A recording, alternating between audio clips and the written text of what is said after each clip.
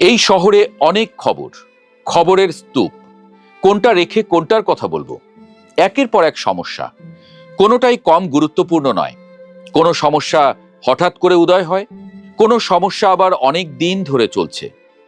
আজকে একটা সমস্যার কথা বলি, প্রায় 500 বছর ধরে চলছে। আমাদের এই রাজধানী ঢাকার বয়সের সমান। সমস্যার সমাধানে এই তো এ সপ্তাহেই প্রধানমন্ত্রীর কাছে স্মারকলিপি দিয়েছেন ভুক্তভোগীরা, কিন্তু প্রধানমন্ত্রীর কাছে পৌঁছতে পারেননি। স্মারকলিপিটা তারা দিয়েছেন ডিসির কাছে। আশা করছেন ডিসি হয়তো প্রধানমন্ত্রীর টেবিলে পৌঁছে দেবেন তাদের বার্তা। আচ্ছা, কাদের কথা বলছি? কোন সমস্যার কথা বলছি? বলছি হরিজন জনগোষ্ঠীর কথা। বাংলাদেশে 16 লাখ মানুষ তারা। অনেকে এখনো বুঝতে পারেননি, ভাবছেন হরিজন আবার কারা। সোজা বাংলায় সুইপার। ঢাকা শহরে 2 কোটি মানুষ। প্রতিদিন কত আবর্জনা আমরা ফেলছি। প্রতিদিন শিল্প কলকারখানাগুলো কত বর্জ্য তৈরি করছে। যারা এই শহরের রাস্তাঘাট পরিষ্কার রাখে, শহরের ময়লার ড্রেনগুলো সচল রাখে। ভাবুন তো, আপনার বাড়ির সুয়ারেজ লাইন আটকে গেছে, ড্রেন দিয়ে পানি যাচ্ছে না, কতদিন টিকতে পারবেন? আপনার নিজের বর্জ্যই আপনার জীবনকে বিষিয়ে দেবে। প্রায় 16 লাখ মানুষ। তারা বাংলাদেশের মানুষ না, তাদের ভাষা বাংলা না, তাদের ভাষা তেলেগু, মাদ্রাজি, হিন্দি। সেই মুঘল আমলে 1608 সালে চাকরির কথা বলে তাদের এদেশে আনা হয়েছিল। যেমনভাবে 1 পয়সার পুঁটি মাছের কথা বলে সাঁওতাল পরগনার আদিবাসীদের আনা হয়েছিল সিলেটের চা বাগানে। পরে তারা আটকে যায় গিরমিট চুক্তির দাসত্বের শৃঙ্খলে। একইভাবে উত্তরপ্রদেশের কানপুর, এলাহাবাদ, বিহার, উড়িষ্যা, রাজস্থান, অন্ধ্রপ্রদেশ সহ দক্ষিণ ভারতের বিভিন্ন জায়গা থেকে তাদের আনা হয়েছিল। আমাদের দেশের তরুণরা যেমন কাজের সন্ধানে মালয়েশিয়া, সৌদি আরবে যায়, তারাও এসেছিল আমাদের দেশে।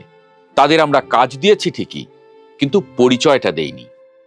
অনেকে তো জানেনই না তারা কি ভাষায় কথা বলেন।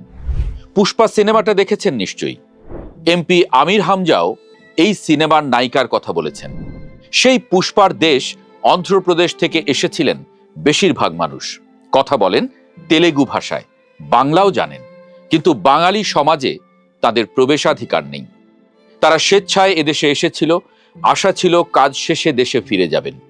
যেমন মালয়েশিয়া, সৌদি আরব থেকে বাংলাদেশিরা একসময় দেশে ফিরে আসেন, কিন্তু তাদের আর ফেরা হয়নি।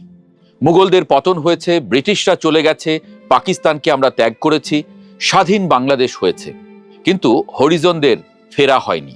পেশাও বদলায়নি, ঠিকানাও না।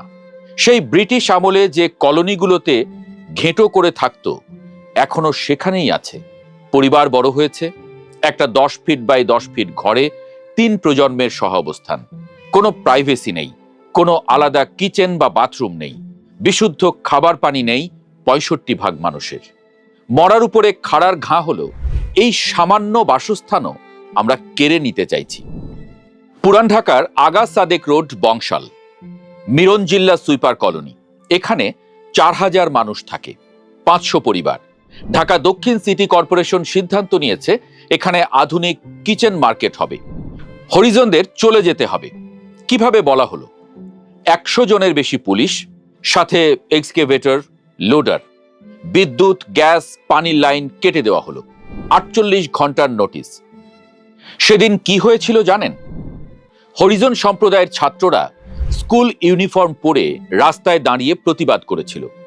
যে বাচ্চারা সকালে স্কুলে যায়, বিকেলে তাদের ঘর ভাঙতে বুলডোজার আসে। পত্রিকার খবর দেখে কয়েকজন রিট করলেন, আদালত স্থিতাবস্থা দিল, কিন্তু তাদের ভাগ্য এখনো ঝুলছে। এটা নতুন নয়, এই শহরে কোনো জায়গা নেই। তারপরেও আশিয়ানের নজরুল সরকারের 7.5 একর জায়গা দখল করে নিয়েছে। গতকাল ওয়েব 24-এ এ নিয়ে কথা বলেছি। সরকার নতুন কোনো উন্নয়ন প্রকল্প হাতে নিলেই চোখ পড়ে হরিজনদের আবাসনের দিকে। একের পর এক সুইপার কলোনি উচ্ছেদ করে উন্নয়ন প্রকল্প হয়েছে। সুইপাররা যাবে কোথায়? ঢাকার গণকটুলি সুইপার কলোনিতে 1 লাখের বেশি মানুষ থাকে। বরিশালের কাঠপট্টিতে 6000 মানুষ থাকেন ঘিঞ্জি পরিবেশে। সারা বাংলাদেশে 55 জেলায় 124টি কলোনিতে থাকেন প্রায় 16 লাখ মানুষ। হরিজন নেতারা এই সপ্তাহে প্রধানমন্ত্রীর কাছে স্মারকলিপি দিয়েছেন।